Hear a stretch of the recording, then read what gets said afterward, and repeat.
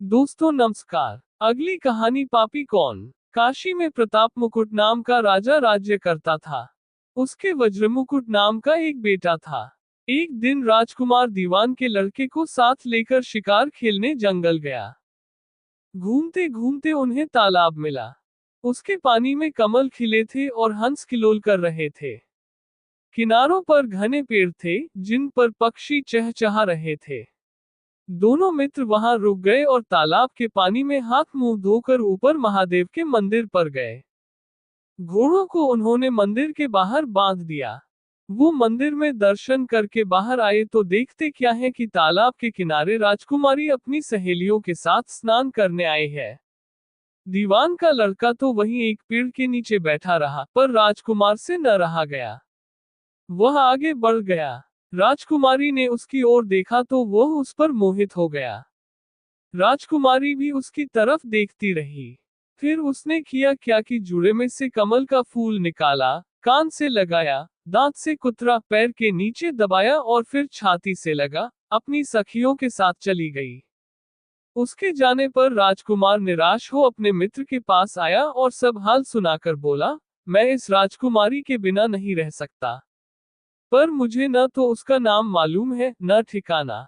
वह कैसे मिलेगी। दीवान के लड़के ने कहा, राजकुमार आप इतना घबराए नहीं, वह सब कुछ बता गई है। राजकुमार ने पूछा, कैसे।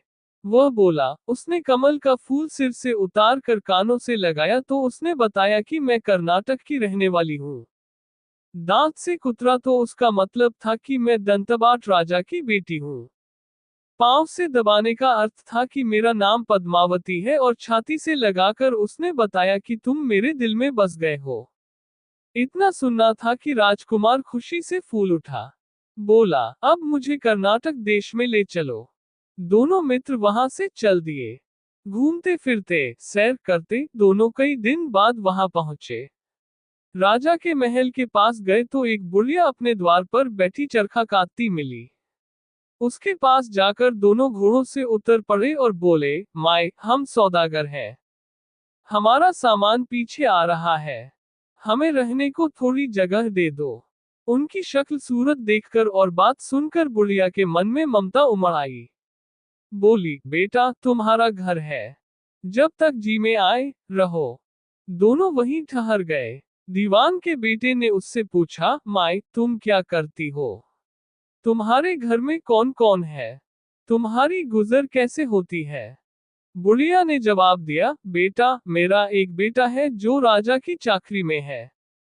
मैं राजा की बेटी पद्मावती की धाय थी। बूढ़ी हो जाने से अब घर में रहती हूँ। राजा खाने पीने को दे देता है। दिन में एक बार राजकुमारी को देखने महल में जाती हूँ। राजकुमार ने बुढ़िया को कुछ धन दिया और कहा, माए, कल तुम वहां जाओ तो राजकुमारी से कह देना कि जेठ सुदी पंचमी को तुम्हें तालाब पर जो राजकुमार मिला था वह आ गया है। अगले दिन जब बुढ़िया राजमहल गई तो उसने राजकुमार का संदेशा उसे दे दिया। सुनते ही राजकुमारी ने गुस्सा होकर हाथों में चंदन लगाकर उसके गाल पर तमाचा मारा और कहा, मेरे घर से निकल जा। बुढ़िया ने घर आकर सब हाल राजकुमार को कह सुनाया। राजकुमार हक्का बक्का रह गया। तब उसके मित्र ने कहा, राजकुमार आप घबराए नहीं, उसकी बातों को समझे। उसने 10 उंगलियां सफेद चंदन में मारी, इससे उसका मतलब यह है कि अभी 10 रोज चांदनी के हैं। उनके बीतने पर मैं अंधेरी रात में मिलूंगी। 10 दिन के बाद बुढ़िया ने फिर राजकुमारी को खबर दी तो इस बार उसने केसर के रंग में 3 उंगलियां डुबोकर उसके मुंह पर मारी और कहा, भाग यहां से। बुढ़िया ने आकर सारी बात सुना दी। राजकुमार शोक से व्याकुल हो गया। दीवान के लड़के ने समझाया, इसमें हैरान होने की क्या बात है। उसने कहा है कि मुझे मासिक धर्म हो रहा है। 3 दिन और ठहरो। 3 दिन बीतने पर बुढ़िया फिर वहां पहुंची। इस बार राजकुमारी ने उसे फटकार कर पश्चिम की खिड़की से बाहर निकाल दिया। उसने आकर राजकुमार को बता दिया। सुनकर दीवान का लड़का बोला, मित्र, उसने आज रात को तुम्हें उस खिड़की की राह बुलाया है। मारे खुशी के राजकुमार उछल पड़ा। समय आने पर उसने बुढ़िया की पोशाक पहनी, इत्र लगाया, हथियार बांधे। दोपहर रात बीतने पर वह महल में जा पहुंचा और खिड़की में से होकर अंदर पहुंच गया। राजकुमारी वहां तैयार खड़ी थी। वह उसे भीतर ले गई। अंदर के हाल देखकर राजकुमार की आंखें खुल गईं। एक से एक बढ़कर चीजें थीं। रात भर राजकुमार राजकुमारी के साथ रहा। जैसे ही दिन निकलने को आया कि राजकुमारी ने राजकुमार को छिपा दिया और रात होने पर फिर बाहर निकाल लिया।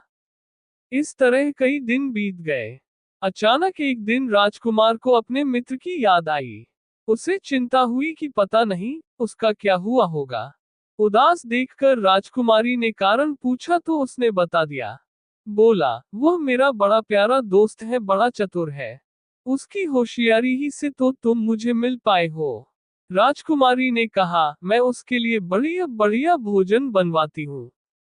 तुम उसे खिलाकर तसल्ली देकर लौट आना। खाना साथ में लेकर राजकुमार अपने मित्र के पास पहुंचा। वे महीने भर से मिले नहीं थे। राजकुमार ने मिलने पर सारा हाल सुनाकर कहा कि राजकुमारी को मैंने तुम्हारी चतुराई की सारी बातें बता दी हैं, तभी तो उसने ये भोजन बनाकर भेजा है। दीवान का लड़का सोच में पड़ गया। उसने कहा, ये तुमने अच्छा नहीं किया। राजकुमारी समझ गई कि जब तक मैं हूं, वह तुम्हें अपने बस में नहीं रख सकती। इसलिए उसने इस खाने में जहर मिलाकर भेजा है। ये कहकर दीवान के लड़के ने थाली में से एक लड्डू उठाकर कुत्ते के आगे डाल दिया। खाते ही कुत्ता मर गया। राजकुमार को बड़ा बुरा लगा। उसने कहा, ऐसी स्त्री से भगवान बचाए। मैं अब उसके पास नहीं जाऊंगा। दीवान का बेटा बोला, नहीं, अब ऐसा उपाय करना चाहिए जिससे हम उसे घर ले चले। आज रात को तुम वहां जाओ। जब राजकुमारी सो जाए तो उसकी बाईं जांघ पर त्रिशूल का निशान बनाकर उसके गहने लेकर चले आना। राजकुमार ने ऐसा ही किया। उसके आने पर दीवान का बेटा उसे साथ ले योगी का भेष बना मरघट में जा बैठा और राजकुमार से कहा कि तुम ये गहने लेकर बाजार में बेच आओ। कोई पकड़े तो कह देना कि मेरे गुरु के पास चलो और उसे यहाँ ले आना। राजकुमार गहने लेकर शहर गया और महल के पास एक सुनार को उन्हें दिखाया। देखते ही सुनार ने उन्हें पहचान लिया और कोतवाल के पास ले गया। कोतवाल ने पूछा तो उसने कह दिया कि ये मेरे गुरु ने मुझे दिए हैं। गुरु को भी पकड़वा लिया गया। सब राजा के सामने पहुंचे। राजा ने पूछा, योगी महाराज, ये गहने आपको कहां से मिले? योगी बने दीवान के बेटे ने कहा, महाराज, मैं मसान में काली चौदस को डाकिनी मंत्र सिद्ध कर रहा था कि डाकिनी आई। मैंने उसके गहने उतार लिए और उसकी बाईं जांघ में त्रिशूल का निशान बना दिया। इतना सुनकर राजा महल में गया और उसने रानी से कहा कि पद्मावती की बाईं जांघ पर देखो कि त्रिशूल का निशान तो नहीं है। रानी देखा तो था। राजा को बड़ा दुख हुआ। बाहर आकर वही योगी को एक ओर ले जाकर बोला, महाराज, धर्मशास्त्र में खोटी स्त्रियों के लिए क्या दंड है?